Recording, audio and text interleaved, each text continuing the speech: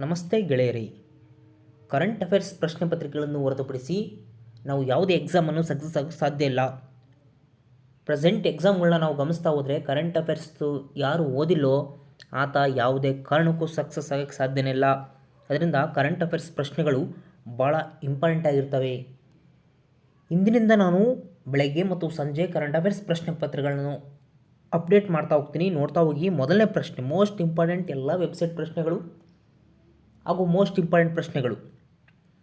Minimum ನೀವು current affairs ಅಂದರೆ ಎಕ್ಸಾಮಿಗೆ ಸಂಬಂಧಪಟ್ಟಂತೆ ಅದರಿಂದ ಒಂದು ವರ್ಷದ ಕರೆಂಟ್ ಅಫೇರ್ಸನ್ನು ನೀವು ನೋಡಬೇಕಾಗುತ್ತೆ. ಹಾಗೂ ಬೇರೆ ಬೇರೆಗೆ ಸಂಬಂಧಪಟ್ಟ ವಿಷಯಗಳನ್ನ ನಾನು ನಮ್ಮ ಡಿಸ್ಕ್ರಿಪ್ಷನ್ ಬಾಕ್ಸ್ನಲ್ಲಿರುವ ಟೆಲಿಗ್ರಾಮ್ ಚಾನಲ್ನಲ್ಲಿ ಆಗ್ತಾ ಹೋಗಿ ನೋಡ್ತಾ ಹೋಗ್ಬೋದು. ಓಕೆ, ನಾವು ನೆಕ್ಸ್ಟ್ ನೋಡ್ತಾ ಹೋಗೋಣ. ಮೊದಲನೇ ಪ್ರಶ್ನೆ,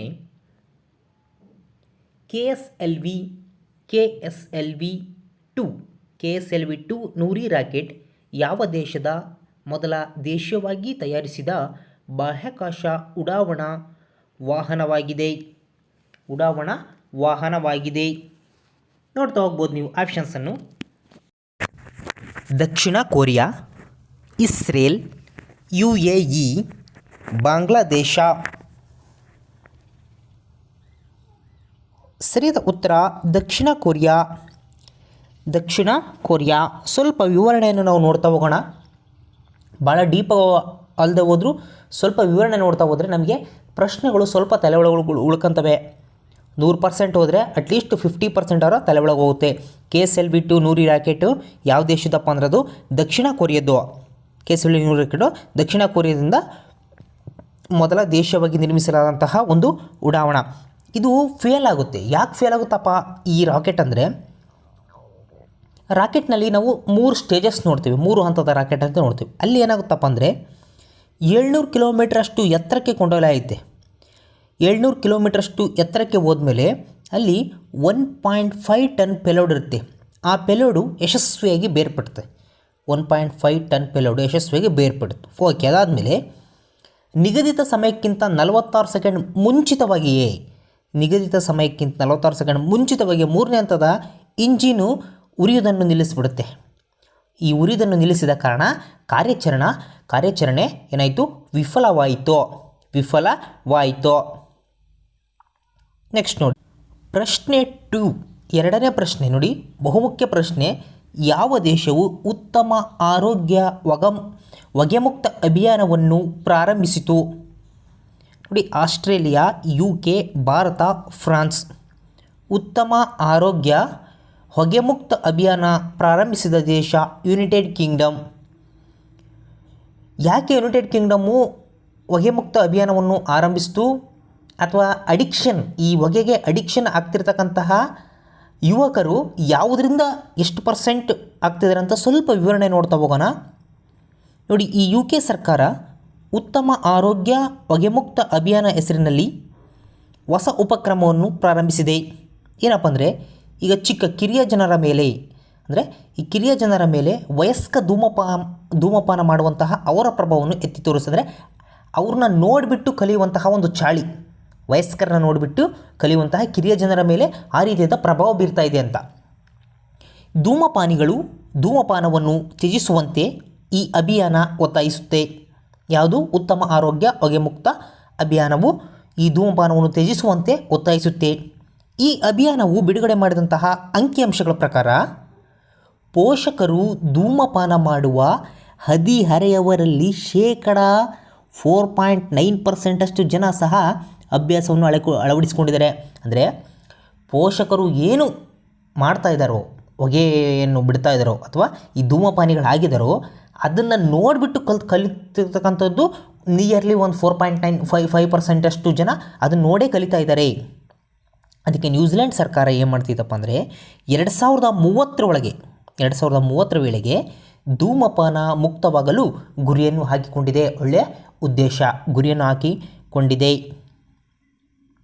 ನೆಕ್ಸ್ಟ್ ನೋಡಿ, ಹಣಕಾಸು ಸ್ಥಿರತೆ ವರದಿ, ಫೈನಾನ್ಷಿಯಲ್ ಸ್ಟೆಬಿಲಿಟಿ ರಿಪೋರ್ಟ್ ಅಂತ ಕರಿತೇವೆ. ಈ ಹಣಕಾಸು ಸ್ಥಿರತೆ ವರದಿ ಯಾವ ಸಂಸ್ಥೆ ಬಿಡುಗಡೆ ಮಾಡುತ್ತೆ? ಯಾವ ಸಂಸ್ಥೆಯ ಪ್ರಮುಖ ವರದಿಯಾಗಿದೆ? ನೋಡಿ, NITI Aayog, reserve bank of India, ವಿಶ್ವ bank, ADB Asian development bank. ಸರಿಯಾದ ಉತ್ತರ ರಿಸರ್ವ್ ಬ್ಯಾಂಕ್ ಆಫ್ ಇಂಡಿಯಾ. ಈ ಫೈನಾನ್ಷಿಯಲ್ ಸ್ಟೆಬಿಲಿಟಿ ರಿಪೋರ್ಟು ಆರ್ಥಿಕ ಸ್ಥಿರತೆ ವರದಿ ಭಾರತೀಯ ರಿಸರ್ವ್ ಬ್ಯಾಂಕ್ ಬಿಡುಗಡೆ ಮಾಡಿದ ಅರ್ಧವಾರ್ಷಿಕ ವರದಿ. ಇದು ಭಾರತೀಯ ರಿಸರ್ವ್ ಬ್ಯಾಂಕ್ ಬಿಡುಗಡೆ ಮಾಡುವಂತಹ ಅರ್ಧವಾರ್ಷಿಕ ವರದಿ. ಈ ವರದಿ ಇತ್ತೀಚಿನ ಆವೃತ್ತಿಯನ್ನು RBI ಬಿಡುಗಡೆ ಮಾಡಿದೆ. ಈ ವರದಿ ಪ್ರಕಾರ ಭಾರತದಲ್ಲಿ ಚಿಲ್ಲರೆ ನೇತೃತ್ವದ ಕ್ರೆಡಿಟ್ ಬೆಳವಣಿಗೆಯ ಮಾದರಿಯ 2 ಅಂಶಗಳಿಂದ ಸಮಸ್ಯೆಗಳನ್ನು ಎದುರಿಸಲು ಪ್ರಾರಂಭಿಸಿದೆ.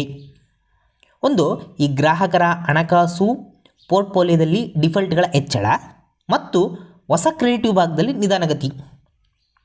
ನಿಮ್ಗೆ ಇಷ್ಟೊಂದು ಡೀಪ್ ಒಳಗೆ ಕೇಸ್ ಒಳಗಡೆ ಕೇಳ್ತಾನೆ. PCPSI ಒಳಗಡೆ ನಿಮಗೆ ಫೈನಾನ್ಷಿಯಲ್ ಸ್ಟೆಬಿಲಿಟಿ ರಿಪೋರ್ಟ್ ಬಿಡುಗಡೆ ಮಾಡುವುದು ಯಾವುದು, ಅಥವಾ ಇದು ವಾರ್ಷಿಕ ವರದಿನೋ ಅರ್ಧವಾರ್ಷಿಕ ವರದಿನೋ ಅಂತನಾರ ಕೇಳಬಹುದು. ನಮಗೆ ರಿಸರ್ವ್ ಬ್ಯಾಂಕ್ ಆಫ್ ಇಂಡಿಯಾ ಗೊತ್ತಿರಬೇಕು. Reserve bank of India. ಈಗ most important current affairs. Sabah Al Khalid ಅಲ್ ಸಬಾಹ್, ಇದು ಆತನ ಹೆಸರು. ಏನು? ಸಬಾಹ್ ಅಲ್ ಖಾಲಿದ್ ಅಲ್ ಸಬಾಹ್ ಯಾವ ದೇಶದ ಪ್ರಧಾನಮಂತ್ರಿ? Bahrain, Kuwait, Oman, Saudi Arabia. ಸರಿಯಾದ ಉತ್ತರ ಕುವೈತ್. ಈ ಸಬಾಹ್ ಅಲ್ ಖಾಲಿದ್ ಅಲ್ ಸುಬಾಹ್ ಇರ್ತಾನಲ್ಲ, ಈತ ಕುವೈತ್ನ ಪ್ರಧಾನಮಂತ್ರಿ. ಕುವೈತ್ ಸರ್ಕಾರ ಏನು ಮಾಡ್ತಪ್ಪ ಅಂದರೆ ಇತ್ತೀಚೆಗೆ ಒಂದು ಹೊಸ ಹಣಕಾಸು ಸಚಿವರು ಮತ್ತು 3 ಜನ ವಿರೋಧ ಪಕ್ಷದ ಶಾಸಕರು ಸೇರಿ ಒಂದು ಕ್ಯಾಬಿನೆಟನ್ನು ರಚಿಸುತ್ತೆ. ಹಣಕಾಸು ಸಚಿವರನ್ನು ಹೊಸದಾಗ್ತಕ್ಕಂತೆ ಮತ್ತು 3 ಜನ ವಿರೋಧ ಪಕ್ಷದ ಶಾಸಕರನ್ನ ಸೇರಿಸಿಕೊಂಡು ಒಂದು ಕ್ಯಾಬಿನೆಟನ್ನು ರಚಿಸುತ್ತೆ. ಅಂದರೆ ಈ ಸರ್ಕಾರ ಬರೋಕ್ಕಿಂತ ಮುಂಚೆ ಇಂದಿನ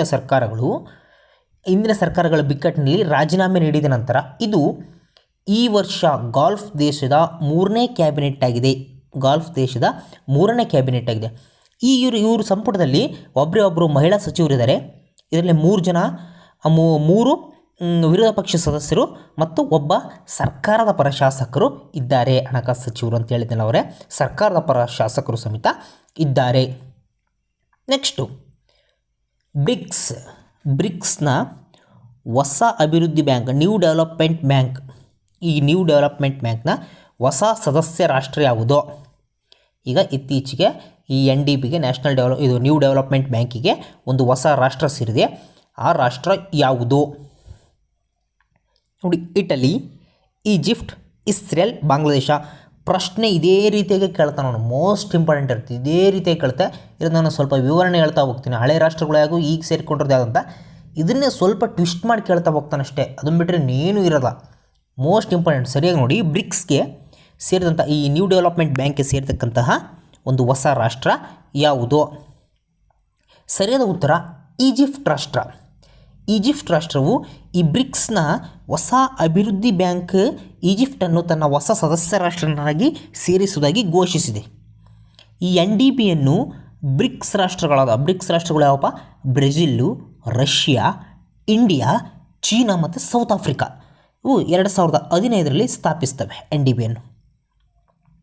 ಆ NDB ಸದಸ್ಯ ರಾಷ್ಟ್ರಗಳು Bangladesh, United Arab Emirates, Uruguay. ನಂತರ NDBಗೆ ಸೇರ್ಪಡೆಗೊಂಡ 4ನೇ ಹೊಸ ರಾಷ್ಟ್ರ ಈಜಿಪ್ಟ್ ಆಗಿದೆ. ನಿಮಗೆ ಗೊತ್ತಿರಬೇಕು ಬ್ರಿಕ್ಸ್ ರಾಷ್ಟ್ರಗಳು ಯಾವುವು, NDB ಒಳಗಿರ್ತಕ್ಕಂಥ ರಾಷ್ಟ್ರಗಳು ಯಾವುವು. ಬ್ರಿಕ್ಸ್ ಹೆಸರಲ್ಲಿ ಇದಪ್ಪ. ಬಿ ಅಂದರೆ ಬ್ರೆಜಿಲ್, R ಅಂದರೆ ರಷ್ಯಾ, I ಅಂದರೆ ಇಂಡಿಯಾ, C ಅಂದರೆ ಚೀನಾ, S ಅಂದರೆ ಸೌತ್ ಆಫ್ರಿಕಾ. ಇದು 2015ರಲ್ಲಿ NDBಯನ್ನು ಸ್ಥಾಪನೆ ಮಾಡಿಬಿಟ್ಟು ಅದಕ್ಕೆ 3 ರಾಷ್ಟ್ರಗಳು ಸದಸ್ಯ ರಾಷ್ಟ್ರಗಳಾಗಿರ್ತವೆ. ಅದರಲ್ಲಿ ಬಾಂಗ್ಲಾ, ಯುನೈಟೆಡ್ ಅರಬ್ ಎಮಿರೇಟ್ಸ್ ಅಂತ, ಮತ್ತು ಉರುಗ್ವೆ. ಈಗ ಮತ್ತೆ ಹೊಸದಾಗಿ ಈಜಿಪ್ಟ್ ರಾಷ್ಟ್ರ ಸೇರಿಕೊಂಡಿದೆ. ಹಾಗಾದರೆ ಆ NDBಯ ಅಧ್ಯಕ್ಷರು ಯಾರು ಅಂತ ಕೇಳ್ಬೋದು. ಆ NDBಯ ಅಧ್ಯಕ್ಷರು ಯಾರು? ಮಾರ್ಕೋಸ್ ಟ್ರೈಜೋ ಇವರು NDBಯ ಅಧ್ಯಕ್ಷರಾಗಿದ್ದಾರೆ. Marcos Troyjo. Next most important ನಿಮಗೋಸ್ಕರ ಈ ಪ್ರಶ್ನೆ. GST ಕೌನ್ಸಿಲ್ ಯಾವ ಉತ್ಪನ್ನ ಮೇಲಿನ GST ದರವನ್ನು ಮುಂದೂಡಲು ನಿರ್ಧರಿಸಿದೆ. ಈ ಹೆಚ್ಚಳವನ್ನು ಮುಂದೂಡಲು ನಿರ್ಧರಿಸಿದೆ. ನೋಡಿ, ಟೆಕ್ಸ್ಟೈಲ್ ಇಂಡಸ್ಟ್ರಿ, ಜವಳಿ ಇಂಡಸ್ಟ್ರಿ, ಆಟೋಮೊಬೈಲ್ಸು, ಮೊಬೈಲ್ ಫೋನ್ಗಳು, ಹತ್ತಿ. ಗೆಳೆಯರ, ಈ ಪ್ರಶ್ನೆಗೆ ಸರಿಯಾದ ಉತ್ತರವನ್ನು ನನ್ನ ಕಾಮೆಂಟ್ ಬಾಕ್ಸಲ್ಲಿ ಕಾಮೆಂಟ್ ಮಾಡಿ. ಇದಕ್ಕೆ ಸರಿಯಾದ ಉತ್ತರವನ್ನು ನಾನು ಮುಂದಿನ ವಿಡಿಯೋದಲ್ಲಿ ನೀಡುತ್ತೇನೆ. ಇದಕ್ಕೆ ಸಂಬಂಧಪಟ್ಟಂತಹ ಪೇಪರ್ ಕಟಿಂಗ್ಸ್, PDF ಎಲ್ಲವೂ ಡಿಸ್ಕ್ರಿಪ್ಷನ್ ಬಾಕ್ಸ್ನಲ್ಲಿ ಇರತಕ್ಕಂತಹ ಟೆಲಿಗ್ರಾಮ್ ಚಾನಲಲ್ಲಿ ನೀವು ತಗೊಳ್ಬೋದು. ಧನ್ಯವಾದಗಳು.